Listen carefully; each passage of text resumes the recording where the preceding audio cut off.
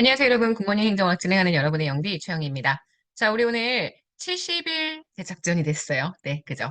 공무원 단체 관련된 문제들을 좀 풀다 보니까 여러분이 이 공무원 노조 관련된 내용들을 잘 숙지를 못하고 계셔서 그거에 관련된 법들을 좀 모아봤습니다. 우리 오늘은 그래서 법을 무려 세 가지 종류나 볼 건데 이 세 가지 종류 모두 다 공무원 단체들. 그러니까 우리가 보통 공무원 단체라고 이야기한다면 공무원들의 권익 향상, 이걸 위한 가장 대표적인 게 노조가 되겠죠. 노동조합이 될 텐데 사실 노동조합만 있는 게 아니거든요. 그래서 공무원 노조에 관련된 법, 그다음 공무원 직장 협의에 관련된 법, 그다음 교원 노조. 이렇게 세 가지 법에 대한 이야기들을 좀 비교해서 정리를 해보려고 합니다. 세 가지 모두 다 공무원 단체 관련해서 나오게 되는 법조항이라는 점을 기억해 주시고요. 그중에 가장 메인이 바로 공무원 노동조합 설립 및 운영에 관한 법률입니다.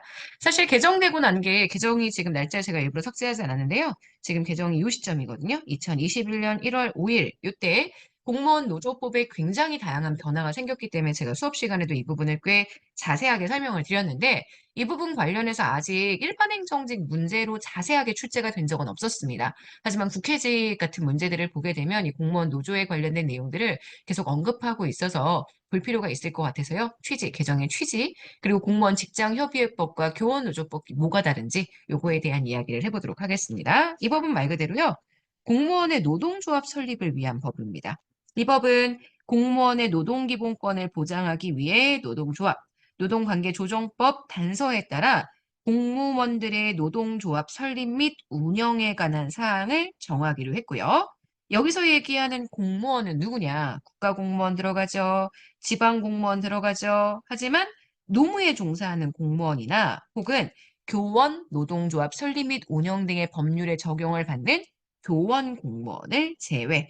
다른 거 보실 필요 없이 교원은 공무원이지만 별도의 노동조합을 개설할 수 있기 때문에 교원 노동조합 설립 및 운영에 관한 법률에 적용을 받는 교원 공무원은 제외한다. 이게 현재 핵심이 되는 내용입니다. 그래서 노무에 종사하는 공무원, 교원인 공무원 제외. 하지만 우리가 기억할 건 요거고요.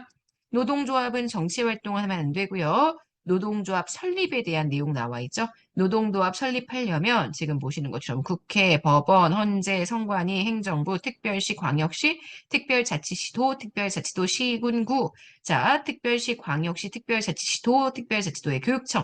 그러니까 무슨 얘기냐면 지금 다 인사관할권이 다른 기관들입니다. 여러분이 여기서 눈여겨보셔야 되는 건 행정부는 하나예요. 그죠? 행정부에 여러 부처가 있는데 요 행정부대 최소 단위로 해야 한다라고 얘기를 해주고 있죠. 그러니까 인사관할권이 다른 기구들, 우리가 이야기하는 국회, 법원, 헌재, 선관위, 행정부까지는 중앙행정조직들 중에 나누어지고 있는 기구들이고요. 나머지는 지방자치단체들입니다. 지방자치단체는 각각 하나의 별도의 지금 지방자치단체가 법인이기 때문에 거기에 대한 내용, 그리고 교육청을 따로 설립해야 한다. 이렇게 되어 있는 내용들까지. 그래서 노동조합 설립에 대한 내용은 이렇게 들어가 있고요. 고용노동부 장관에게 설립 신고서를 제출해야 한다라고 되어 있죠. 가입 범위 알고 계시겠지만 과거에는 급수 제한이 있었습니다. 하지만 지금은 일반직 공무원, 특정직 공무원 중에 외무형사, 외교, 정보, 기술 직렬의 외무 공무원, 소방 공무원, 교육 공무원 추가됐습니다. 원래 노조 가입이 불가했던 공무원들이었는데 노조 가입이 가능해졌고요. 아까도 말씀드렸던 것처럼 교원은 이미 교원의 노동조합 설립 및 운영에 관한 법률에 적용을 받고 있기 때문에 교원은 제외라고 얘기를 했죠. 그러니까 교원이 아닌 학교 선생님이 아닌 교육 공무원들이 노조에 가입할 수 있다라고 보시는 겁니다. 그다음 별정직 공무원, 공무원이었던 사람들, 과거에 공무원 했던 사람들도 퇴직 후에 노동조합에 가입할 수 있다. 이렇게 되어 있습니다. 자, 하지만 그럼에도 불구하고 노동조합에 가입할 수 없는 업무, 이건 우리가 많이 봤죠. 그러니까 지금 보시는 이 내용이 가장 많이 언급되고 언급되는 내용이라고 봐주시면 돼요. 업무의 주된 내용이 다른 공무원에 대한 지휘 감독권 행사하거나 다른 공무원의 업무를 총괄하는 업무에 종사하는 공무원. 그러니까 인사 관련된 혹은 지휘 관련된 약간 관리자들. 과거에는 이런 역할을 했던 게 5급 이상들이잖아요. 그래서 5급 이상의 공무원들은 노조에 가입할 수 없었고 6급 이하만 가입할 수 있었는데 이제는 그 급수 제한이 사라진 거죠. 대신 지금 보시는 이런 업무에 종사하고 있으면 노조 가입이 안 돼. 이런 업무에 종사하고 있으면 그죠? 노조가 가입할 수 없어. 이런 업무에 종사하고 있으면 노조에 가입할 수 없어라고 이야기해서 급수 제한은 철폐를 했지만 급수 제한은 사라졌지만 공무원들 중에 노조 가입이 불가능한 공무원들에 대한 언급은 여전히 하고 있습니다. 이 법률 같은 거 좀 꼼꼼하게 보시는 분들은 이 부분에 대한 것도요, 되게 질문 많이 하셨었어요. 선생님, 요거 개정이 됐는데 22년 6월 10일에 개정이 됐는데 공무원은 임용권자의 동의를 받아 노동조합으로부터 급여를 지급받으며 지금 보시는 여기 부분이 없던 거였는데 22년 6월 10일에 개정이 되면서 추가가 되었거든요. 근데 원래 노조 전임자는 본래 노동조합으로부터 급여를 받습니다. 왜냐하면 급여를 받을 수가 없었거든요. 지금 보시는 여기 3번에 삭제되어 있는 요 내용 보이세요? 여러분이 법령정보센터 들어가서 국법과 신법을 비교하면 이런 내용들이 나와 있는데 본래 무슨 내용이 나와 있냐면 국가 지자체가 만약에 노조 전임자가 있어요. 노조 전임자는 노동조합 활동만 전임해서 하는 공무원을 이야기합니다. 이런 경우에는 보통 휴직해야 되거든요. 지금 보시는 이 국가나 지자체가 전임자에게 봉급을 지급할 수 없었다. 이렇게 나왔던 부분이에요. 그래서 전임자에게 봉급 지급할 수 없었다라고 얘기하는 이 조항을 그냥 삭제하고 이제 노동조합으로부터 그 급여를 받으면 돼 이렇게 얘기를 했기 때문에 사실 개정의 내용이 엄청 대단한 내용들이 아니거든요. 그러니까 여러분들은 뭔가 개정이 되면 쌤이 개정 내용은 나올 것 같아요 이렇게 얘기하시는데 아니에요. 개정 중에서도 나올 만한 내용들이 있습니다. 그래서 그런 것들을 여러분들이 판별해서 봐주셔야 되고요. 사실 여기 파트에서 나올 수 있는 부분들은 노조 가입 범위 이게 가장 중요합니다. 자, 그래서 이런 내용들이 쭉 나와 있어요. 교섭에 대한 권한 아시겠지만 근로 조건에 관련된 것들을 교섭하고 단체 협약을 체결할 수 있는데 지금 이 노동조합의 대표자가 국회, 법원, 헌재, 중앙선거관리위원회, 인사혁신처가 행정부를 대표하는 현재 인사권자가 되는 거고요. 특별시장, 광역시장, 특별자치시장, 도지사, 특별자치도지사, 시장, 군수, 구청장 뭐 이렇게 해서 쭉 나와 있고 교육감. 저 같으면 이런 문제 얘기를 할 때 보통 노동조합의 대표자가 교섭을 합니다. 교섭을 하게 되면 당연히 지금 교섭하고 있는 사용자 측의 대표와 하게 되니까 왠지 느낌에 인사혁신처장이 아닐 것 같은 느낌이 들 수 있단 말이에요. 근데 법에서는 행정부를 대표하는 기관으로서 이 노동조합 협상에 관련된 영역들은 인사혁신처에서 할 수 있도록 두는 거죠. 쟁의행위 하면 안 된다는 내용이 나와 있고요. 단체 교섭이 결렬되면 중앙노동위원회에 조정 신청할 수 있다까지. 사실 30조가 넘는 꽤 많은 양의 법인데 그 법에서 정말 중요한 부분들을 몇 개 골라내자면 한 요 정도? 그리고 사실 여기 있는 부분이 전혀 나오지 않을 수도 있죠. 그래서 수업 시간에는 보통 결론에 대한 얘기들을 주로 하게 된다. 이렇게 보는 것 같아요. 자, 공무원 직장협의회, 공무원 직협법이라고 얘기를 한대요. 근데 직장협의회 법이라고 보시는 게 낫겠죠. 이거는 공무원 직장협의회, 노동조합을 만드는 게 아니고요. 직장협의할 수 있는. 그러니까 뭔가 노동자는 아니에요, 공무원이. 그래서 노조 만들긴 좀 그런데 직장협의회를 만들어서 뭔가 사용자 대표들과 협의할 수 있는 협의회 운영에 대한 법률입니다. 그래서 지금 보시는 이 법도요, 공무원 노조법 개정이 된 다음에 이 가입 범위에 있어서의 개정이 나타났다라고 이야기를 해줄 수가 있습니다. 거의 내용이 비슷해요. 직장협의회가 뭐 하는 거냐면 공무원의 근무환경 개선, 업무 능률 향상, 고충 처리 이러한 것들을 직장협의회를 통해서 진행하는 거죠. 이러한 것들에 대한 내용을 직장협의회를 통해서.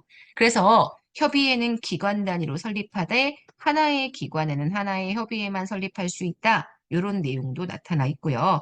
소속 기관장에게 설립 사실을 통보해야 한다.